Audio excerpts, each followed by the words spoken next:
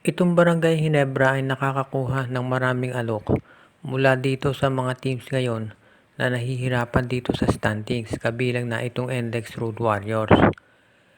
Itong NLEX ay kagagaling lamang sa isang panalo, tandaan natin kontra San Miguel, overtime yon. Pero natampakan sila ng Barangay Hinebra at natalo pa sa Blackwater. At yan ang dahilan ngayon kung bakit itong NLEX daw ay ready na makipag-usap dito sa Barangay Hinebra para sa isang posible na trade. At mukhang ang gagawin daw ngayon itong NLEX Road Warriors ay handa na sila na makipag-trade dito sa Barangay Hinebra kapalit itong si Jonel Policarpio, yung big man ng koponan ni Coach Jong Wichico na matagal nang gustong makuha nitong koponan din ni Coach Tim Cone. Yun nga lang, mukhang ang gustong hilingin daw ni Coach Jong Wichico na kapalit nitong si Jonel Policarpio ay itong si Ralph Koo. Alam natin na itong si Ralph Koo ginagamit yan talaga ni Coach Tim Cone. Pero syempre kung gusto mo naman makuha itong si Jonel Policarpio mula dito sa NLEX Road Warriors, kinakailangan magbigay ka rin ng player na ginagamit mo. Dahil ito si Policarpio, ginagamit niya ng NLEX. Bakit mamimigay ang NLEX ng starter ng kanilang top rookie kapalit ng bangko ng Hinebra? So sa ngayon, yan ang titignan natin na dapat nilang gawin. Kaya sa tingin ko itong Barangay Hinebra, pag-aaralang mabuti itong offer ng NLEX at kung ito'y makabubuti ba sa kanila o hindi. Kung sakali nga na matuloy ito, dito natin masasabi talaga na itong Barangay Hinebra lalong magiging mas formidable yung kanilang front court kung sakali na makuha nila yung ganitong klaseng mga big men. Dahil iyan ang kinakailangan ngayon itong si Coach Tim Cone para makasabay dito sa pag-angat ng mga iba't ibang players sa kanyang lineup ngayon. Posible nga kaya na merong isang SMC farm team na mabenta na.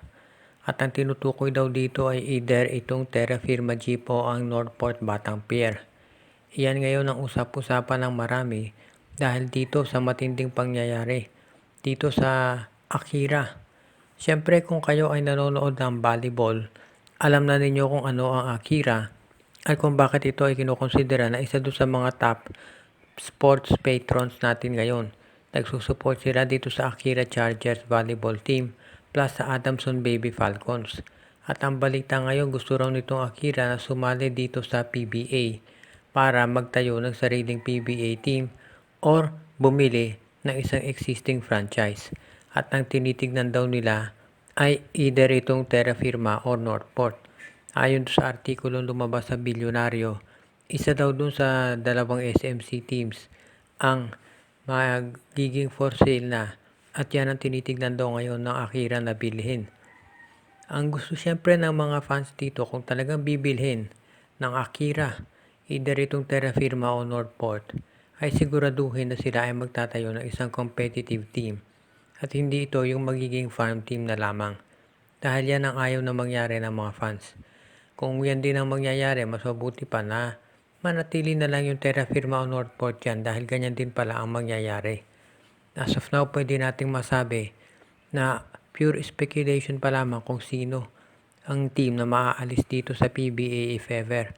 Pero kung sakaling matuloy ito, dito natin masasabi na itong Terra Firma or itong Northport, kung yan ay mawala, maraming mga fans ang matutuwa dahil ever since naman sumali sa PBA, hindi naman talaga sila gumawa ng paraan daw na seryoso na mag-compete sa championship kung hindi magbigay lamang ng pick.